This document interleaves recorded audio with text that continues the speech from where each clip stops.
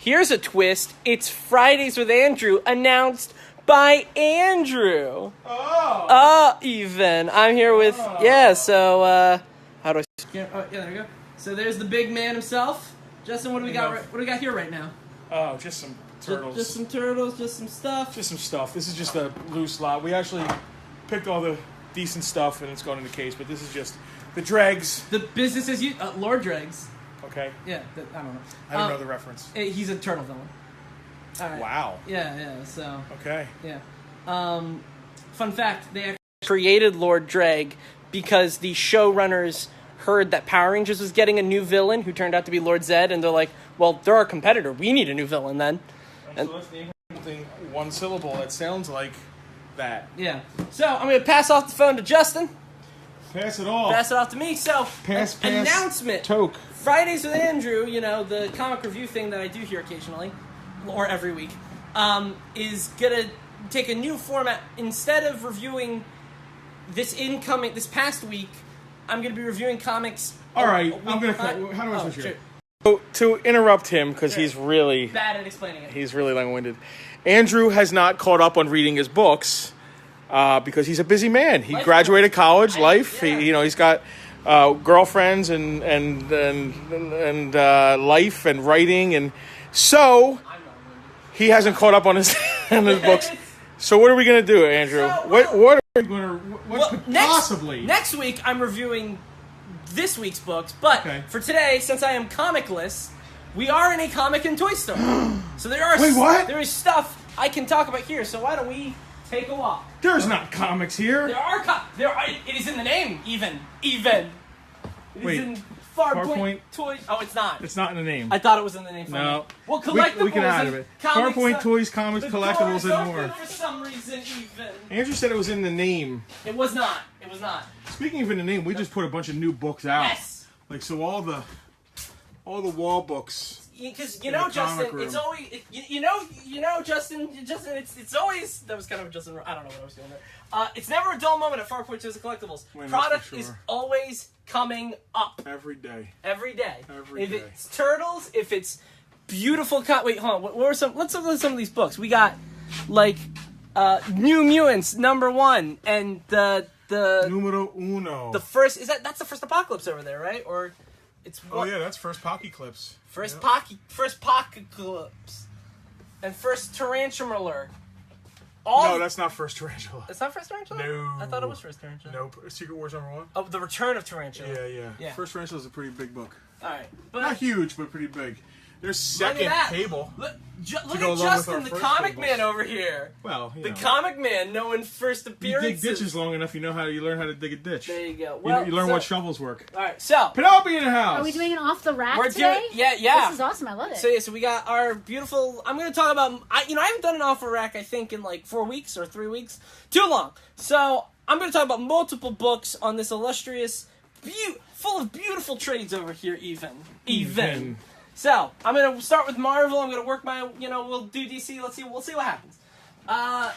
One of Frank's favorites, Dark Avengers. I think this is wait, hold on. The Molecular Man. The Molecular Man. Oh, wait, Molecule Man. Molecule Man. So... Just put it. We're gonna take it to the table and talk about. Oh, okay. Oh, so I should just grab everything. Yeah. All right. So I didn't. All right. Sorry. Next choice. This is next choice. I gotta find it. Turtles Ghostbusters. Oh. Okay. Yeah. So Justin's dreading that one. No, not at all. All right. And then pretty recent IDW crossover, isn't it? This is actually fairly old at this point, but it's still newer. Within the last decade. Yes, within the last decade, correct. And then this is kind of my favorite of what I'm talking about this week. The Golden Age by James Robinson. All right. So this is like the curveball, the wild card. Let's follow Andrew back to the table. Yeah, we'll talk about. So I take it you've read all these? I have read all of these. I would not talk about a comic. Every off the rack we have done, I've read. Which to recap, it was I think Thanos Origins, or I forget what it's called, or Evil, Birth of Evil, blah blah blah. The Blackest Night tie-in, I think I did. The Captain America, the Bucky Cap with Zemo, and I think something else that I'm forgetting. So that's you're caught up on Off the Rack now. let's talk about these. I'm going to talk about Dark Avengers first. So Dark Avengers. Here's the problem with comic books, Justin. They're serialized. They're always coming out. Yeah, So, but you have arcs. Sure, but some people might.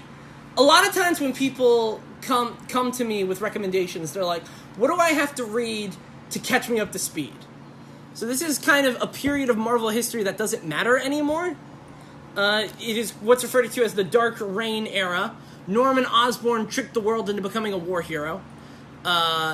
He killed the Queen of the Skrulls and became the head of S.H.I.E.L.D., changed it, renamed it to Hammer, which... wait, hold on. Sorry, this is a tangent. Funny story about him changing S.H.I.E.L.D.'s name to Hammer. He just liked the sound of the name Hammer as a secret organization, and he's like, make up an acronym later. Which what did the acronym end up being? Is this going to bore the tears out of me? I actually don't know the Hammer acronym. All right, let's make it up. The House... House and House Municipality of Machines, We're even, and also robots, but the A and S aren't. Anyway, but yeah, so Dark Avengers, Norman Osborn's the head of now Hammer. He also has his own form, which, by the way, oh my god, Norman Osborn's such a dick. He changes the secret organization. He changes the blue and white color scheme. Guess what it is now? white and blue. No, green and purple. Well, he turns it branding, Justin. Yes, branding. He knows what he's doing. He may be a supervillain despot, but branding. That's right. Dark Avengers. Hey, you got your favorite colors. You got your favorite colors. Is that the one that killed a man? I went and made the same joke. You two are adorable. Anyway, so I think this is volume 3 of Dark Avengers. Yeah. This is well into the Dark Reign run, so everything is going bad. Yep. Everyone kind of realizes they're on the winning side. I don't know if you can. A quick description of Dark Avengers. Well, that's what it was his Avengers when he was in charge of the world. So, Hawkeye is Bulls. I see. Yeah, so he filled it up with cronies and people who owed him favors and people he could control. And villains who kind of fit the bill. The majority of them are supervillains, so but not so yeah. So Matt Gargan, the third Venom, who was Venom at the time, became his Spider-Man. Bullseye was his Hawkeye. Moonstone was his Miss Marvel. But then you also have people like Daken. Marvel. Well, he's not even on here. Yeah, but yeah. Oh, yeah, there he is.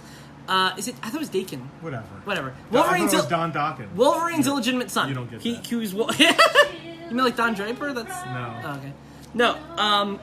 But he had like Marvel Boy, who he promoted to Captain Marvel because he didn't know any better, and he had like Sentry and Ares, who he was able to manipulate for various reasons. Anyway, so this is so everything's going bad, and they have to do typical Avenger stuff with a classic Marvel villain who kind of doesn't have time for their bullcrap. The titular Molecule Man. And this is a very trippy and interesting read when when Molecule Man and his powers come across a team of kind of superheroes. It's interesting. The visuals are really stunning, and a lot of the themes. Norman, an ongoing thing with Dark Avengers in the Dark Reign period is Norman Osborn's bubbling madness. The problem is, what I was getting at earlier, a lot of what happened in this book doesn't matter anymore. Norman Osborn's gone through changes. Molecule Man has gone through changes. So both of menopause? Huh? Well, no, kind of like what he is as a character has been redefined. Like he's not really he was a fake person. He was actually like. I do not have time to talk about Jonathan Hickman's Avengers run. This is a 30-minute segment. It's not a 3-hour one. Okay. No, seriously, because that's how crazy that stuff is. But the point is, for people who I need something to catch me up to speed to the books that matter, this won't do you because it was an isolated story for an isolated time. If you're willing to accept that, it's really interesting character work, and that's what I'm just pitching you this story. I'm not pitching fun read. Yeah, fun read. This isn't like the touchstone to the current landscape of the Marvel universe. Okay. This is just a fun character thing. about a bunch of dicks being superheroes. Are there more Dark Avengers arcs, or is this it? This is the third volume. Oh, okay. I believe there's a fourth volume in the initial Dark Avengers run, and then Marvel kind of rebranded Dark Avengers. They wanted to make them into like the edgy Avengers, but like they weren't like the whole appeal of Dark Avengers to me is it's kind of like Thunderbolts if they stayed bad guys. So like I kind of didn't like the idea of like, you know, oh, we're just gonna take the name and we're gonna apply it to something else. So that I think this is a fun read. It's a cheap read, $10. $10 for 4 comics. Can't get much. 4 hard-covered comics. Can't get much better than that. Hardcover, still sealed. Still sealed. I would be showing you pages, but I can't because I don't want to ruin the collector's value. It's good stuff. I really like this book a whole lot. Brian Michael Bendis is hit or miss for me. He's either really, really good or really, really not so good. This is really, really good. What would you give it? In the past, I haven't rated the... I understand that, but you know what?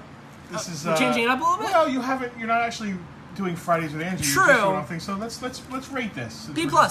Yeah? B+. I don't really think it meets the A- yet. The art is the real winner for the Molecule Man saga. Because, alright, so, Justin, I don't know if you know anything about Molecule Man.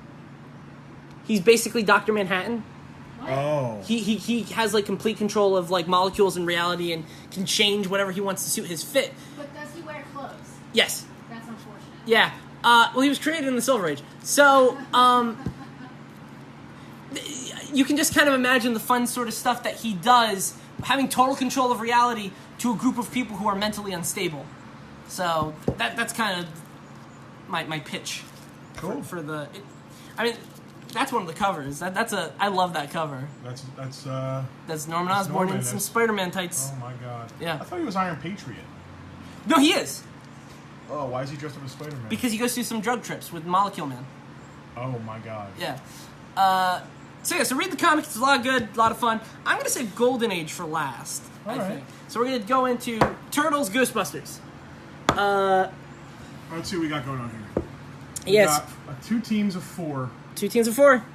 And then also I want to see how the personalities work together. All right, so fun. All right, so Michelangelo and Venkman hang.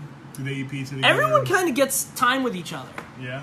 It's not just like, oh, the smart guys are going to be with the smart. Like Egon plays off a little bit with Leonardo. Leonardo. Do they go into the fact that Raph is like racist in this? Well, wait, like the movie. Wait, kidding. Yeah. Well, no. You were almost seriously. No, because there's a serious answer to it because both of these are not traditional Turtles and Ghostbuster continuities. I've talked about the IDW Ghostbuster continuity before. It's a pastiche of. Oh, he's using the word pastiche. I am. Well, we're getting fancy. Of the Ghostbuster films. So they're basically they're not the Murray, Ramis, Aykroyd versions of the characters, but like they kind of are. I'm going to show you some quick art. This is by Dan Schoening. Pastiche, an artistic work in a style that imitates that of another work, artist or period. Pastiche. That's your vocab word of the day, kids. So all right, you were talking about playing off moments. I do want to bring up since we're talking about it. This is my favorite moment in the book. It only happens once. Janine and April. 2 redheads. And two fiery New York redheads. That's also my favorite joke in the book, is like the Ghostbusters think that the Turtles are aliens, and it's really, really funny when Venkman... God, if you think about it, their universes exactly. are fine together. Yeah. Well, they're in separate universes, but... Oh. Yeah, it's one of those. Man, the ooze should be something... Well, see, they can't do that because Ghostbusters and Turtles are owned by different license holders. Oh. So, like, yeah, this is the corporation's getting it down again. But my favorite joke in the whole book, Venkman thinking that there's some sort of aliens gives them directions to the firehouse, and Raphael's like, it's within spitting distance. I know New York. You don't have. He gets really offended that Venkman tries to give him directions, and I think that's a really. Are they fighting Dr. Strange? They are fighting a person who's related to the Turtles IDW mythos. In the Turtles IDW mythos, there are a set of immortal spirits who play like sort of immortal games because immortals never seemingly have anything better to do than dick around with mortals. The idea is in the Turtles world, he's a demigod, But then when he translates into the Ghostbuster world, he becomes more of a ghost, because the idea is that the magical physics work differently, or other natural in different universes. And I really, really like that. And they played off about it, like really, really. Yeah. See, so here you got Venkman and Raph hanging together. But there's another part where Venkman hangs out with Mikey, and so they don't really like, I'm the turtle to hang out with you. Is that Slimer? So that's IDW Slimer. That is not who is again a pastiche of the movie Slimer. Pastiche. Vocab word, kids.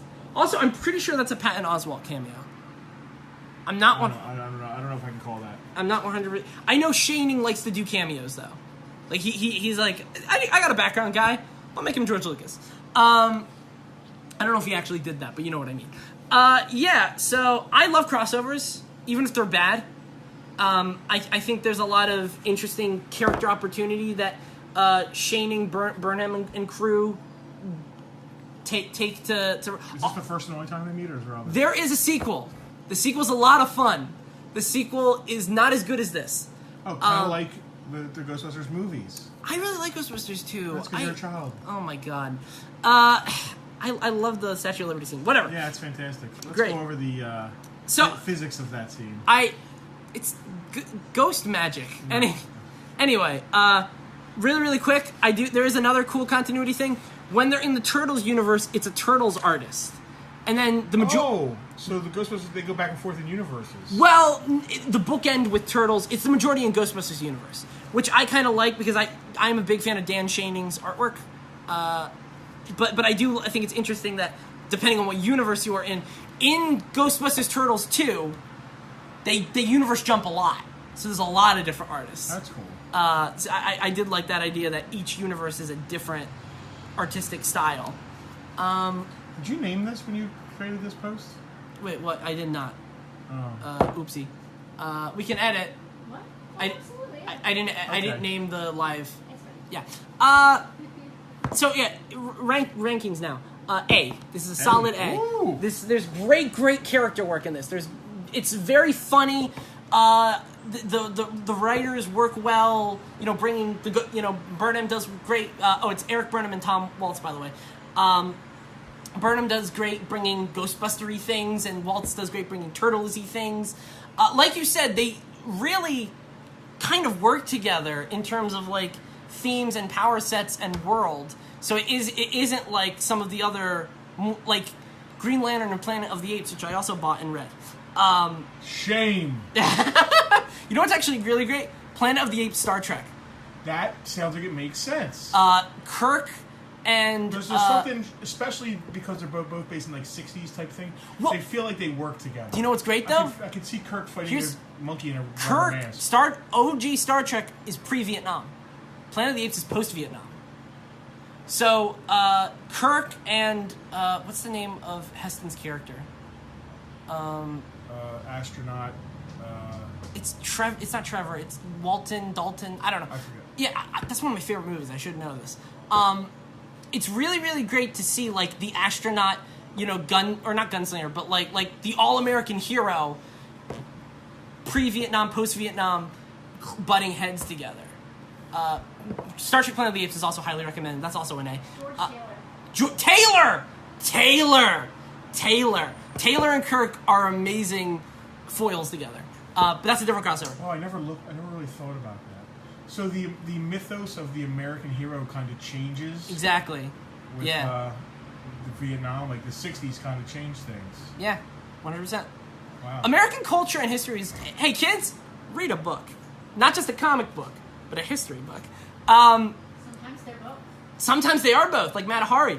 Or Snagglepuss. But... Even. This is also like one of my... Like I said, go read Planet of the Apes Star Trek as well. But this is also a really, really great crossover. Two other franchises that are very dear and near to my heart as well. And they work really well together, and... A. It is an A. Now, I'm going to say right off the bat, this is an A+. This is one of my favorite books ever. I love this thing. The Golden Age. The Golden Age. So, Justin, from that title, what would you infer this is about? old 1940s superheroes. Yes.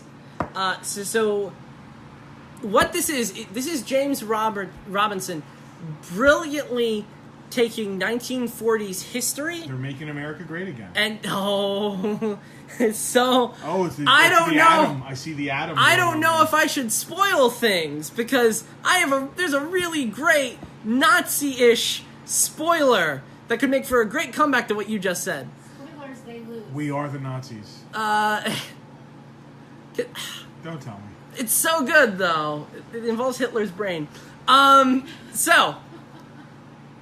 He had one? Apparently. Okay, Anyway, so the Golden Age. James Robinson decided to take. Cover down. Oh, why are you talking? I was looking for artwork. James Robinson decided to take actual U.S. history, blend it with the history of the comics, and create a fictional history as kind of combining unrelated Golden Age DC comic characters together to create one whole narrative. Well, I see characters I recognize, okay, and then some I don't. He looks like President of the United States man. This guy? Yeah. So he is this. So because Robinson wanted it to work as the actual DC timeline, he couldn't use Superman. Yeah. Because he couldn't have Golden Age Superman. There's Golden Age Flash. Yeah. So the idea is this is. There's Hawkman. I think he's called the Dynamite Kid. There was a superhero called TMNT. Dynamite. Yeah. So they take that's a real Golden Age character, but they basically juiced him up with super soldier juice. They turn him into Superman, but not, and they call him Dynaman. That's really important to the story. And like how everyone reacts to Dynaman. I'm going to show you some of the beautiful art by Paul Smith. A lot of people would know him from his run on X-Men books like New Mutants and Uncanny X-Men. He actually created the Mohawk Storm design. Oh. He's doing a much, much different art style than he's known for in these books. A much more painted art style. Really like to play up on the regality and like this is such an epic tale. You're making me want to read this. This is a great read, Justin. Now, here's the other thing, though. It is a very weird read. Now, it is not weird to be weird. It is weird because Robinson is trying to pay homage to the weirdness of the Golden Age, which were kind of weird sometimes. With like one of Batman's oldest rogues, I think he was called the Monk. Do you know anything about that guy, Justin? He didn't have sex and probably didn't talk. He looked like a Klansman, but wearing a red hood. And That's Red Hood. No. Red Hood didn't actually have a hood though. He had like the baggy sack face, and he was a vampire werewolf. Yeah. I don't know about that. Because the Golden Age comics, there are parts of it that are weird, occulty, like supernatural thrillers. Our own beloved Frank Maz will love to tell you that Batman was chucking out of people out of helicopters when he first started out. Is the monk the same as the Mad Monk? Maybe. He's got like a red outfit on? Yes! Yeah, he's like Rasputin. Yes! Yeah. That's one of Batman's oldest rogues. Yeah, creepy. Does not get play anymore. Creepy. And it was weird and kind of dumb. So it's really cool how Robinson takes weird and kind of dumb ideas and kind of elevates them. And oh my god, this is a great subplot. So in this, because again, he's blending real history with comic history. Ted Knight, the original Starman, in this version. Wait, that was the dad from Too Close for Comfort. Well, they stole it then. Ted Knight was the. Ted Knight's the guy from. Ted Knight was the guy from Show. and Caddyshack. Yeah. He's also a He's the superhero. actor from Caddyshack. He's Am also I right? Yes. I'm not sure. I mean, same name. I'm sure it's not the same guy. All right. Or no, Theo Knight. My bad. Wait, no, it's no Theodore. Ted. Yeah, whatever. Ted. Theodore Knight. Theodore. Yeah. In this universe, he helped make the atom bomb. So, or wait, is it A or H? Which came It's first? both. What first? I don't know. Whatever. He made the one we used to blow up Japan real good. So he's understandably distressed by that. Hydrogen bomb, I believe. Hydrogen. Well, I mean, the atom bomb is the same thing. We're splitting the hydrogen atom. Right. So, I don't know, but I forget what they called it first. So it's really cool to see. Probably the H bomb. I don't know. To see, like, hold on, I'm going to show you the Dynaman. There's a really great spread where Dynaman shows up. That's his version of Sportsmaster. This is a great book. Yeah, there it is. Look at that. That's just beautiful, and I know how it turns out, and that's not going to end well. Did he have cancer? I'm gonna read it. Don't tell me. Okay. Oh, I won't say anything then. Oh shoot! Are you just gonna sit here and be quiet? Yeah. Well, no. I Hitler's brain. Well, no. You know that now. That's a. Oh, I know Hitler's brain now. Yeah. Oh, he's in Dynaman. What? Hitler's brain is in Dynaman. No, he's not. No one said that. Hitler's brain is in Dynaman. Stop. Not. Bones in a jar. Hitler's brain is in Dynaman. Anyway, the book's really, really good. I was talking about character work in Turtles Ghostbusters. There's great character work here. Hitler's brain is in Dynaman. Stop talking, Justin. It's a really, really great story and a really, really great comic. Hitler's the Mad Monk. And I will... It was Hitler all along. I will say... If that was interrupted at all, I'm not sure because the phone was just ringing. Shoot. Well, no, it's back. It's back. Shoot. Emily's watching? I saw Emily. Emily's watching, yeah. Did she say anything? No. Okay. Hi, baby. She said that Hitler's brain is in Dynaman. No, she didn't. She did not say that. I feel really bad now because I hate spoiling things. Justin did. Okay. Anyway, I didn't have to bring up Hitler's brain. A beloved comic that has reached main... So, wait, really, really quick. I wanted to say, when people talk about favorite Elseworlds, because this is probably my favorite Elseworld book, what do they talk about? Red Sun, Gotham by Gaslight. Golden Age really gets a bad... Like, it doesn't... Oh, Justice League the Nail. Do you know why?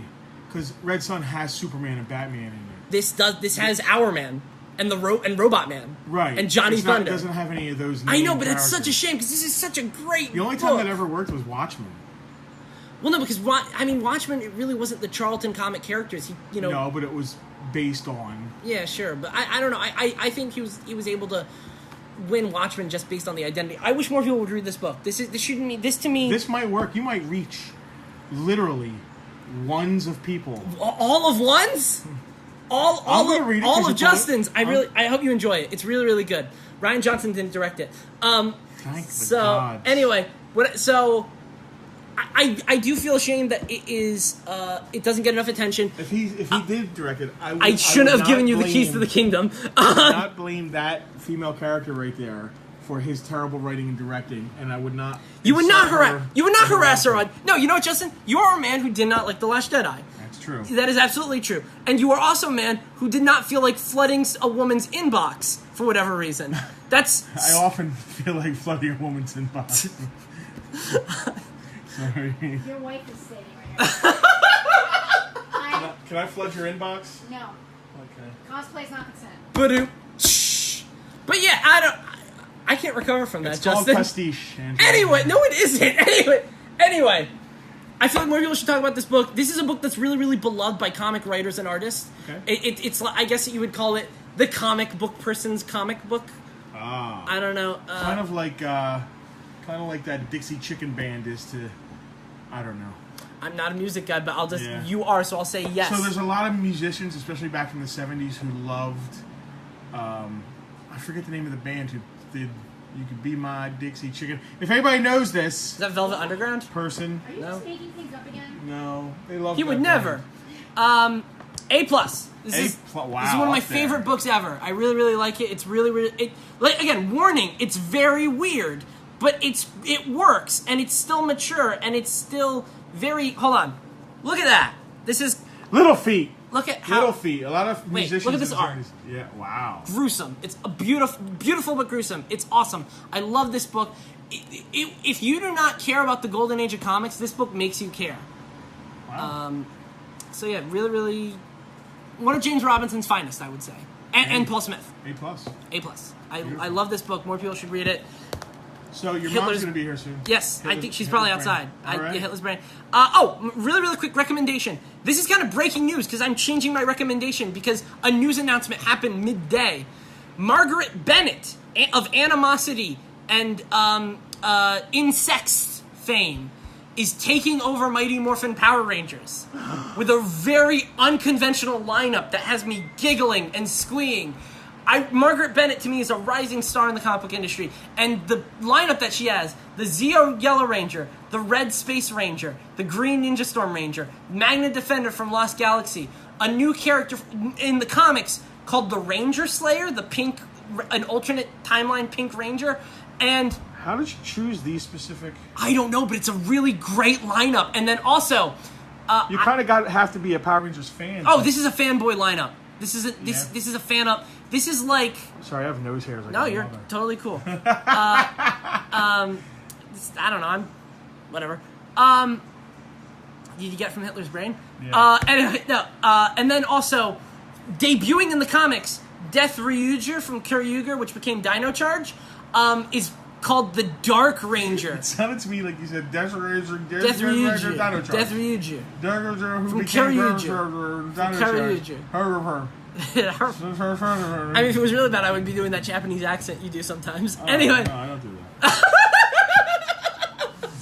Anyway, it's really. I'm happy to see that costume be adapted in America. That's now canon in Power Ranger canon, because it was a costume that didn't get used in Dino Charge. So yeah, I'm very excited for that. That lineup is amazing.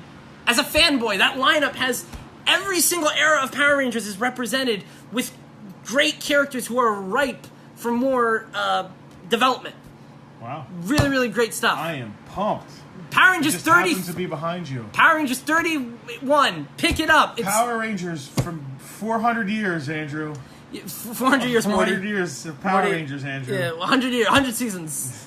Ricky Morty fantastic. Power Rangers forever, Morty. Go. This Fridays with Andrew. Once again, it is the Golden Off the Age, rack. TMNT, Ghostbusters, and Dark Avengers Volume 3. Awesome. And we'll be back next week with Actual comics. These are new comics. yeah, new comics. Yeah. This is my We might flop. still do an off the rack, but I might. We'll see if I have time. all right. Say hi to your mom for me. Bye or hi. Oh, Not yes. on here. Yes. When you sign off of here. I will say hi to her. All right. Yes. Bye, Penelope. Bye. Bye, guys. Bye. Oh.